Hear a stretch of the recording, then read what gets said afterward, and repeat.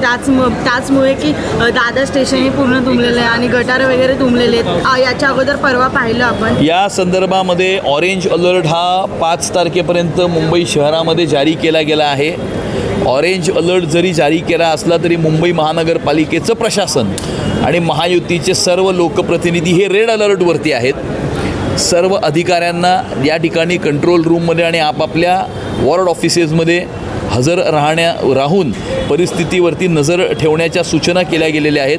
तसेच महायुतीचे सर्व नगरसेवक यांनी फील्डवरती राहून जनतेबरोबर राहून जर कुठली आपत्तीजनक परिस्थिती निर्माण झाली तर त्यामध्ये जनतेला मदत करण्याचे सक्त आदेश आणि सूचना सर्व लोकप्रतिनिधींना देण्यात आलेल्या आहेत. सर, पण विरोधी पक्ष असे म्हणतात की या अगोदर असं काही म्हणजे एवढ्याशा पावसामध्ये मुंबई केव्हा सुनली नव्हती. असं आहे की थोडासा जरी पाऊस झाला तरी मुंबई महानगरपालिकेचं प्रशासन आणि महापौर स्वतः फील्डवरती उतरलेले आहेत.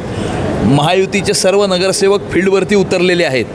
आजपर्यंत उद्धव ठाकरे आणि आदित्य ठाकरेंना आपण कधी फील्डवर पावसाळ्यामध्ये उतरताना बघितलं आहे का?